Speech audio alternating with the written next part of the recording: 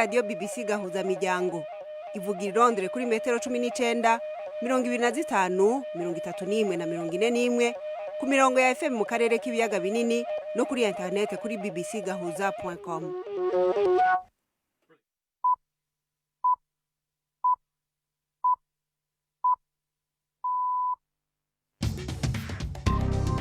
Uni saha 10 n'igice ku isaha mpuzamakungu ya GMT, isaha 12 n'igice mu Rwanda no mu Burundi, muri kumwe na Florentine Kwizera. Ndabaramukije kandi ndabahaye ikaze mwese abakunzi ba BBC Gahuzamiryango, ngizi zimwe mu ngingo zigize ikiganiro cacu co kuri uyu wa gatanu itariki zitanu nyene z'ukwezi kwa gatandatu muri 2020. Mu Rwanda ababa mu karere ka Rusizi cane abatunzwe n'ubucuruzi bafise ubwoba bw'inzara kubera amategeko yo gukumira COVID-19 yakajijwe, ariko abategetsi bavuga yuko atampungenge.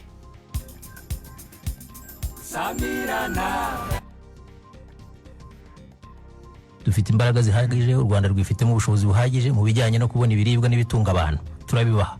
Ariko gusa niba turinde ikintu kimwe, niba turinde imico yo kurenga ku mabwiriza no kudatinya corona. Mu Burundi ho umunyapolitike Gatanu yari yaraharaniye umwanya w'umukuru w'igihugu, avuga yuko yakiriye ibyo sentare yubahiriza ibwirizwa shingiro yarayishinze, ariko rero ngo nubwo atagaye abagabo urubanza go ntago yashimye. Muraza kumwumva muri iki kiganiro cacu. Abadije b'abarundi bari hirya no hino ku isi bo ngo ntibicaye nubwo guhuriza abantu hamwe mu kubateramisha ubu bitacoroshe kubera ikiza ca corona. Muri Kenya igihugu catanguye gushira mu ngiro itegeko ryo gukumira ibihinguwe muri plastike mu bibanza abantu bahuriramwo ari benshi nka za parke canke ku nkengera z'amazi. Naho muri baza muganga y'uno munsi turababwira ku kibazo c'umuvyibuho urengeje. Ibi vyose ni nyuma y'amakuru yo hirya no hino ku isi avugwa hano kuri BBC muza gushikirizwa na Fenega kwayo. Samirana radio yacu dukunda cyane, radio yacu dukunda cyane, radio yacu dukunda cyane, radio yacu dukunda cyane, radio yacu dukunda cyane. BBC Gahuzamiryango. Ngabo za leta ya Libya zifashwa n'umuryango w'abibumbye zigaruriye umujyi wa Tarhuna nibyo byari birindiro bya nyuma bikomeye by'umukuru w'inyeshyamba General Khalifa Haftar urwanira mu burengerazuba bwa Libya. Ni inkuru ya Alan Johnston mugezwaho na Odas Makado. Mu burengero bwa Libya umujyi wa Tarhuna niwo warusigaye uri mu minwe y'umugwanyi General Khalifa Haftar, wari wabaye umugambi ukomeye kuri we mu kugerageza gufata igisagara cegereye umugwa mukuru w'igihugu Tripoli kuko ngo agenzura igihugu. Ugutakaza umujyi wa Tarhuna rero bisa nuko icifuzo ca General Haftar kirangiye n'imiburiburi muri iki gihe. Naho yashigikiwe n'ibihugu nk'Uburusiya, Emirati Arabu Unis, Egypte n'ibindi, General Haftar yarahombeye gose muri izi ndwano mu ndwi ziheze. Abamugwanya bo barakomejwe ku rwego rwa politike gushigikirwa n'igisirikare ca Turukiya. Umubare w'abantu bafite akazi muri Amerika wiyongereyeho miliyoni zirenga 2 muri uku kwezi gushize kwa gatanu. Ibi bikaba bitandukanye n'ibyari byitezwe. Hashize gusa iminota mikeya ibyo bitangajwe, umukuru wa Amerika Donald Trump yahise yohereza ubutumwa ku rubuga rwe rwa Twitter avuga ko ibyo ari byiza cyane. Ibiro bishinzwe gukusanya imibare y'abakora muri Amerika byavuze ko iyongera ry'iryo mibare ngo rigaragaza yuko imirimo y'ubukungu yatangiye gusubukurwa buhoro buhoro nyuma y'amabwiriza yo gukumira icyorezo cya coronavirus. Imibare y'abadafite akazi ariko iracyari hejuru ya 13%. umuyobozi w'ishami rya ONU rishinzwe uburenganzira bwa muntu yagabishije yuko hari ubwicanyi buri gukorwa mu burasirazuba bwa Repubulika ya Demokarasi ya Kongo. Michelle Bachelet yavuze yuko ubwo bwicanyi bushobora kuzaba ibyaha byakorewe inyokomuntu cyangwa se ibyaha byakorewe mu ntambara. Aravuga yuko abaturage bagera ku 1,300 baguye mu mirwano yabaye hagati y'imitwe yitwaje ibirwanisho n'ingabo za leta muri aya mezi 8 ashize. Michelle Bachelet aravuga yuko yababajwe n'ubwo bwicanyi. Mbabajwe cyane n'amahano niyumviye abaturage bari mu nkambi ya Bunia bakorewe. Abana n'abagore bagabweho ibitero, barakomeretswa, baranicwa. Abo bantu barahigwa, bagakurwa mu ngo zabo, bakagenda bahunze imitwe yitwaje ibirwanisho, kandi igisirikare n'igipolisi ntibibakingira umutekano, ahubwo nabyo bikabakorera ibyamfurambi.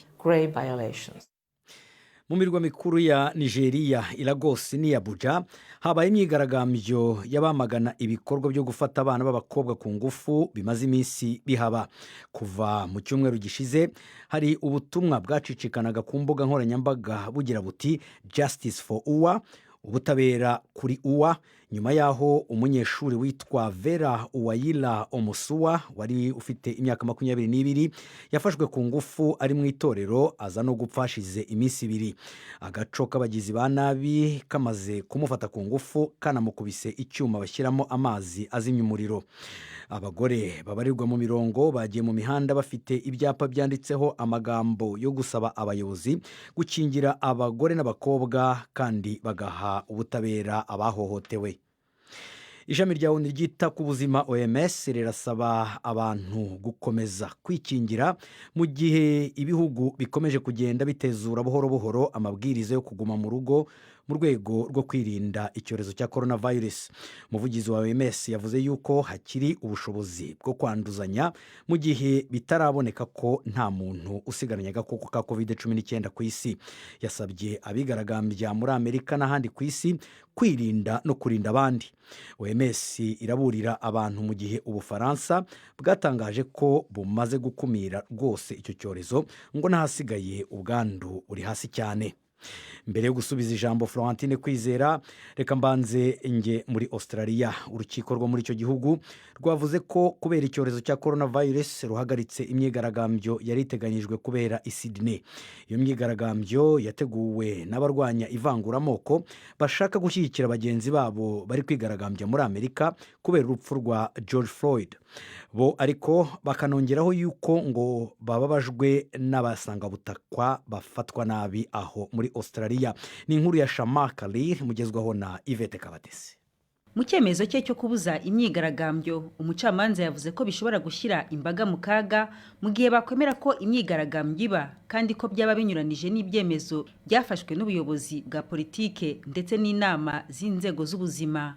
Yemeye ko akamaro k'imyigaragambyo yiswe ubuzima bw'abirabure bufite agaciro mu rwego rwo kugaragaza uburyo abasigajwe inyuma n'amateka muri Australia bafatwa na polisi, ariko yongeraho ko hari abandi benshi byabaye ngombwa ko bahara uburenganzira bwabo mu gihe cy'icyorezo, harimo kujya mu nsengero cyangwa gutakaza imirimo yabo aho ibigo byagiye bifunga. Mbere abayiteguye bari batangaje ko bazitabira imyigaragambyo birengagije icyo cyemezo cy'umucamanza. Kuva George Floyd yicwa muri Leta Zunze Ubumwe za Amerika, abanya-Australia bigaragambije bamagana umubare utangana n'uw'abandi w'abirabura bapfira muri za gereza muri icyo gihugu. Arakoze Yvette Kabatesi, ni warangije aya makuru ya BBC Fenaga kwa yariko arabashikiriza.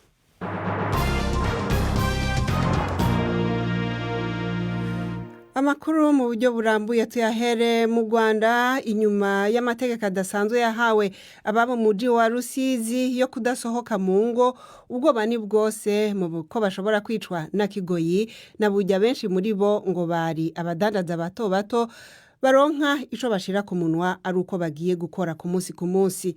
Abatwara abantu ku mapikipiki, abadandaza bajabu ku mupaka ndetse n'abarovyi bo mu kiyaga Kivu bari mu batinya yuko bashobora kugira ingaruka zuko kwiyugarana.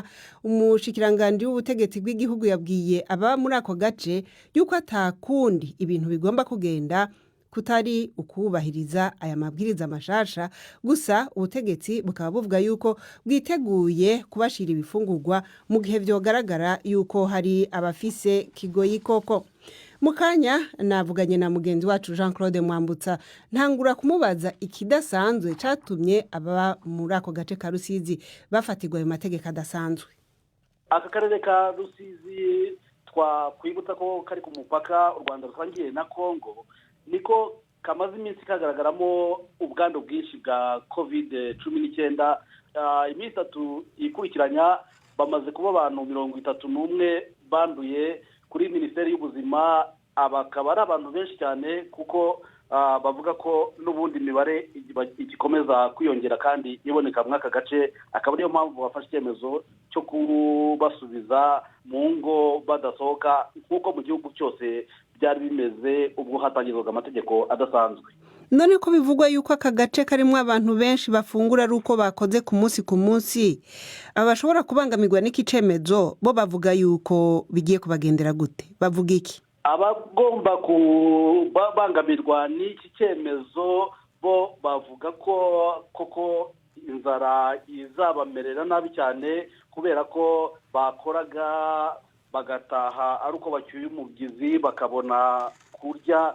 Aba rwose byanze bikunze nk'abo batwara amapikipiki abakora ubucuruzi buciriritse bavuga ko byanze bikunze bazagira ikibazo cy'inzara. Abayobozi hari ico bavuga yuko babategekaniriza. Ni Minisiteri y'Ubutegetsi bw'Igihugu mu itangazo yasohoye ifata icyemezo yavuze ko igomba gushakisha uko igihugu gifite ubushobozi bwo gushakira ibifungurwa abazaba bafite iki kibazo abatazashobora gusohoka kandi batungwaga n'umurimo bakoze wa buri munsi. Minisitiri Shyaka Anastase akavuga ko u Rwanda rufite ubushobozi bwo kurengera abaturage barwo mu gihe nk'iki cy'akaga. Uyu ni Minisitiri w'Ubutegetsi bw'Igihugu Anastase Shyaka. Dufite imbaraga zihagije, u Rwanda rwifitemo ubushobozi buhagije mu bijyanye no kubona ibiribwa n'ibitunga abantu, turabibaha. Ariko gusa niba turinde ikintu kimwe, niba turinde imico yo kurenga ku mabwiriza no kudatinya corona. Bitinya inzara nta kibatwara, turabifasha kuyigizayo no kubona amafunguro. Hareba batunzwe n'ubwo bucuruzi bwambukiranya imipaka, hari abakoraga kuri zo za moto, hari abakoraga indi mirimo itandukanye. Bigaragara ko wa mugani koko nyuma y'iminsi 5-6 aramutse atabonye ubundi buryo bwo kubaho. Ibyo rero ibyo bisubizo turabibona, ariko nabo nibadufashe kugira ngo twubahirize igisubizo dukeneye cyo kwirinda iki cyorezo. Mu gihe mu karere ka Rusizi bategekwa kuguma mu ngo, hari ahandi twumva yuko ingingo zo kuguma mu rugo ziriko ziratezugwa nko mu mikino. Hari icemezo gikomeye catangajwe, ivyo vyemezo vyo nibihe? Francine, mu rwego rw'imikino koko hatangajwe icyemezo gishobora kuba kiza gushimisha benshi kuko hari imikino myinshi igera ku 8 yadohorewe yemerewe kongera gutangira. Iyo ni nk'imikino yo gusiganwa mu mamodoka, iyo ni nk'imikino ya tenisi, harimo nk'imikino yo gusiganwa n'amaguru bya atletisme ndetse no gusiganwa ku magare. Iyo mikino yemerewe kuba yakongera gutangira guhera ku itariki ya 8. Tugarutse kuri iki kibazo c'ubwandu bushasha bwa corona canatumye mbere bafata ingingo zikomeye mu karere ka Rusizi, baravuga yuko ari ubwandu ahanini bibaza yuko buturuka hanze y'umupaka. U Rwanda bikavuga yuko bwiteze abandi bantu barenga 100 bahora hanze y'igihugu bari basanzwe bafungiye mu gihugu kibanyi ca Uganda. Ibi byo hari ico biziko? Nibyo, ibi ni byara bivuzwe mu nama yahuje intumwa za Uganda n'iz'u Rwanda hifashishijwe bwa buryo bw'ikoranabuhanga rya video conference. Nyuma inama irangiye nibwo uruhande rw'u Rwanda rwemeje ko Uganda yemeye ko hagiye kurekurwa abantu 130 bafungiye muri Uganda, ariko hakaba n'abandi Uganda yemeye ko igomba kugumana kubera ko ifite ibyaha ibakurikiranyeho. Ariko nanone ku ruhande rwa Uganda bavuze ko hari abandi bantu bafunzwe n'u Rwanda basaba ko barekurwa, ndetse n'ubutegetsi bw'u Rwanda buvuga ko bugiye kugenzura iyo liste yatanzwe n'igihugu cya Uganda ikaba izagira icyo ibisubizaho nyuma. Urakoze Jean Claude Mwambutsa, dukubitire muri Kenya aho batanguye gushira mu ngiro ingingo yo kubuza ibikoresho bihinguye muri plastike nk'amacupa y'amazi n'imikenke mu bibanza byo gusamiramo akayaga nka za parike canke hafi y'amazi. Iyo ngingo yo kubuza plastike rero ikabihuriranye nuko uyu munsi wari umunsi mpuzamakungu wahariwe gukingira ibidukikije, ukaba uhuriranye nuko Kenya yari imaze imyaka itatu itangaje iryo tegeko riri mu yakomeye yahagaritse ibikoreshwa bihinguye muri plastike. Ni inkuru ya Will Ross mushikizwa na Prudence Ngiyumva.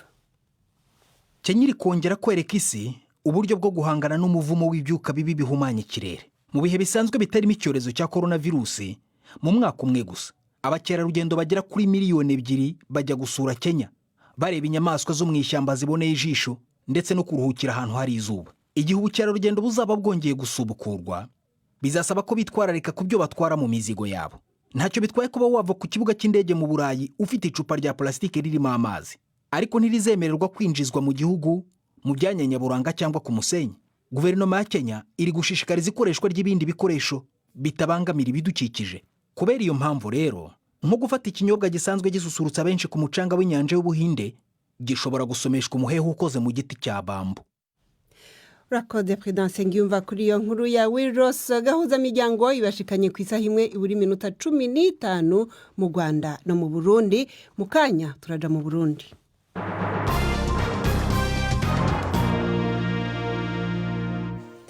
Umukuru w'umugambwe utavuga rumwe n'uri ku butegetsi mu Burundi CNL, umushinga amateka Gatanu Gwasa, avuga yuko atashimye urubanza rwarawe ruciwe na sentare yubahiriza ibwirizwa shingiro yaraye itangaje ibiharuro ntabanduka byavuye mu matora aheruka, aho byagaragaye yuko umukandida w'umugambwe uri ku butegetsi Evariste Ndayishimiye ariwe yatahukanye intsinzi mu kibanza c'umukuru w'igihugu. Mu bijanye n'amatora, ingingo itangajwe na sentare rero kubahiriza ibwirizwa shingiro nta yindi sentare iyivuguruza muri ico gihugu. Navuganye mu kanya na Gatanu Gwasa ndamubaza ico agiye gukora, na burya nawe nyene yemera yuko mu Burundi atarindi yungururizo nubwo atashimye ubwo rubanza. Warugaye kubera yuko ibirego twatanze bisa naho batigeze banabihaba, kuko twatanze ibirego twerekana ubusuma bwabaye mu matora. Mu by'ukuri iyo baza kuba barabihaye umwanya, ntibari gufata agapapuro kamwe ngo kaba ariko bashingiraho. Uretse n'ibyo bari kwerekana mu birego bishikandwi kimwe kimwe ukuntu atashingiro cyo bagifise. Ibyo ntavyo bashoboye gukora, n'ikirego kimwe ntavyo berekanye. None niko amategeko abivuga. None wowe nubizi yuko kugira ngo uvuge ko ikintu atagaciro gifise uravyerekana, ntupfa kuvuga gutyo gusa. Bazi neza yuko ingingo bashinga atayindi sentare uyungururizamo ngaha mu Burundi, arashobora kubishinga uko bishakiye kugira ngo banezereze ababahaye akazi. Sentare yubahiriza ibwirizwa shingiro bavuga yuko ari sentare yigenga, badakora nk'ababahaye akazi. Nta sentare nimwe yigenga ngaha mu Burundi. Yaba zigenga, abantu babirwa bararenganywa, abantu babirwa baravuza induru yuko ubutungane batabona icyo buri kuburakora. None bigiye kugenda gute rero? Uko bizogenda, twebwe turabarundi, turubaha amategeko y'igihugu, tuzokurikiza ibyo amategeko bashinga, ibyo dufitiye uburenganzira duhabwa n'amategeko, tubirondere tubiharanire. Ariko kandi bitabujije yuko dushobora kunguruza tukaja mu zindi sentare mpuzamakungu, haba ku rwego rwa Afurika canke rw'akarere, kuko iyo ubutungane mu gihugu budashoboye gutunganiriza abanyagihugu, kwitura iyindi miryango igihugu kibamwo ni ibintu bisanzwe. Ivyo muriteguye kubikora, muzorega he? Tuzobikora, tuzoraba aho tubona bashobora buri gusoma ibirego byacu no gukurikirana ibyabaye, hanyuma tubabwire turabe nabo icyo bazobivugako. Mwavuze muti ntitwagaye abagabo ariko twagaye urubanza. Yego me.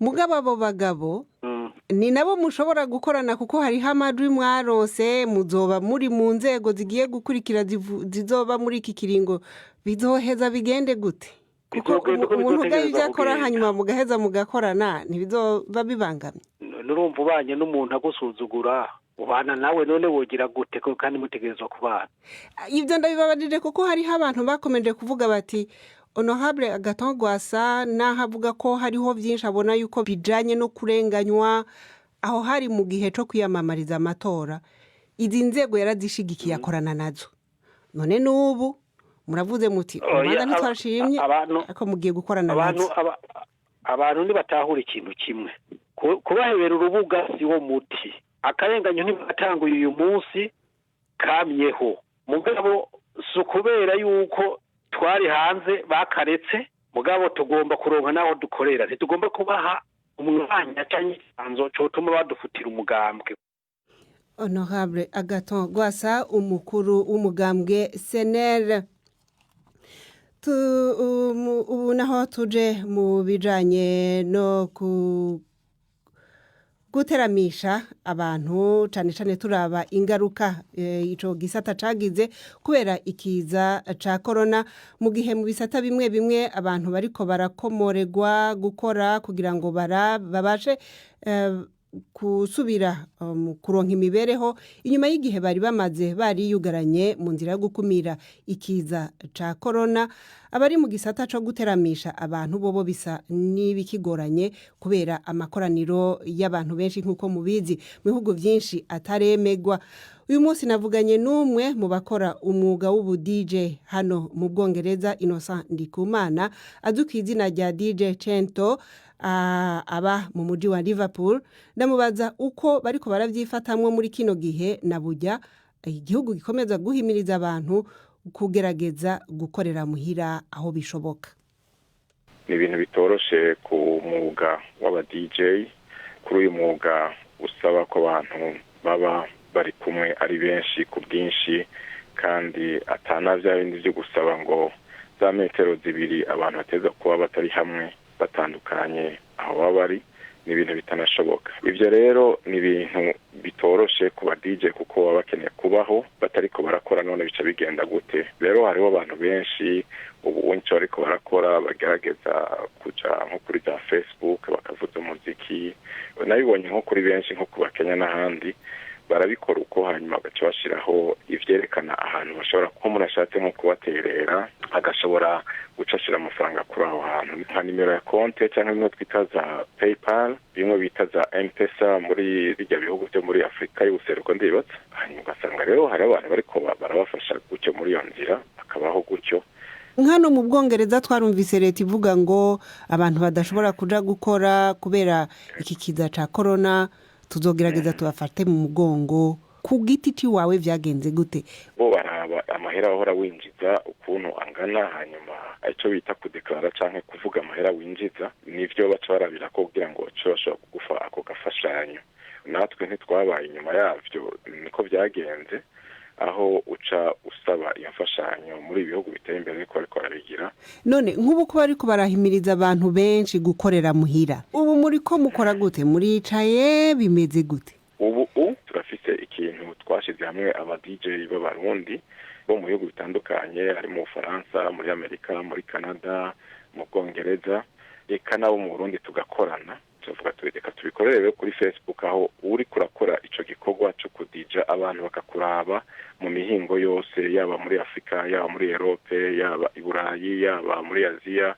muri Amerika hano hose bagashaka kukubona rero muri ico gihe tugaca duha kandi n'akaryo k'aba DJ benshi bamwe batari banazwi no kumenya bagaca bamenyekanira ngaho ni nk'ikintu c'igisenge umwe wese akaramukirwa guteramisha abantu bimeze gute cyane gose urumva ni ikintu twise 257 diaspora DJs live on isaha vugicu yindi saka vuzu ugasanga umwe ari muri Amerika uwundi ari muri Canada uwundi ari muri Kenya uwundi ari mu Burundi uwundi ari mu Rwanda uwundi ari muri Congo ugasanga ahantu hose aba DJ batandukanye bamwe mutari munazi mukabamenyeraho hanyuma bikaca biduha n'umwanya wo kuguma twitegurira kuko urumva uwo mwuga uhevye udakora ku vyuma uyu mwuga nawe uraguheba uravyibagira mu gihe rero urabikora ko bya byuma niko n'umwuga wawe uri kurawugumya kugira ngo ibintu bimwe byahera ubutambiro bunatanguye ukaba uri wa wundi nyine ukarishe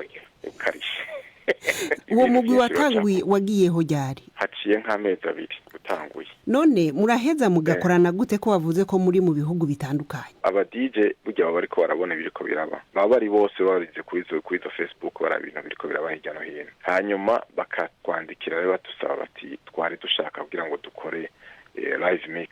Muri ico gihe rero ca tubashiramwo nabo tukaraba umwanya bafise, tukaraba natwe umwanya dufise ko ata muntu yoba hari muri ico gihe kugira ngo nawe ca tumupanga. DJ Cento reka unaho Yvette Kabatesi abashikiriza ikiganiro baza muganga.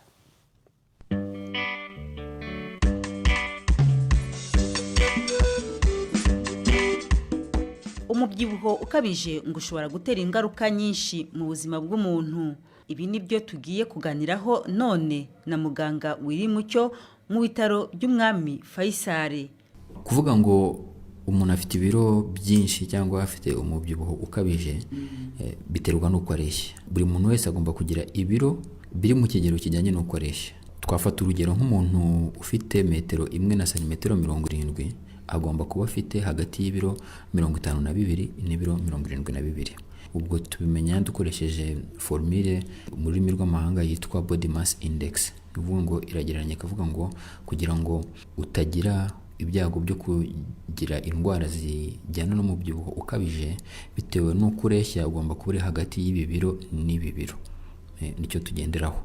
Hari ibindi bipimo bikoreshwa bitandukanye, hari ukugereranya umuzenguruko w'inda ugereranyije n'umuzenguruko w'ibibero, nabyo ushobora kubyongera kuri iyo formule twavuze kugira ngo nanone umenye aho uhagaze. Ese ingaruka z'ibyo biro byinshi cyangwa se by'umubyibuho ukabije mushobora kutubwira izo arizo? Umubyibuho ukabije wongera ibyago byo kugira indwara nyinshi cyane zitandukanye. Izikunze kugaragara cyane harimo diabete, harimo umuvuduko w'amaraso n'indwara z'umutima, hakabamo n'ikibazo cyo kugira cholesterol nyinshi cyangwa ibinure byinshi mu maraso, ari nabyo nanone bigaruka bikongera bigateza uburwayi bw'umutima. Mu by'ukuri umuntu yagira amatsiko yo kwibaza atari ko se umubyibuho ukabije uhurira hehe n'izo ndwara? Ziriya ndwara zose ziba zifite aho zihuriye. Ni ukuvuga ngo niba ufite umubyibuho ukabije, niba winjiza imbaraga nyinshi ziva mu biryo zirinze izo mubiri ukeneye, umubiri urazibika, ukoresha izo ukeneye, izindi ukazibika mu buryo bw'ibinure. Ibinure bimwe bikajya mu mwijima, ibindi bikajya mu ruhu, hari n'ibijya mu mitsi. Iyo bigiye mu mitsi urumva umutsi uba ufite ubushobora kuziba. Niba ari umutsi ugaburira umutima, icyo gihe umutima uragira ikibazo. Niba ari umutsi ugaburira ubwonko, icyo gihe ubwonko buragira ikibazo.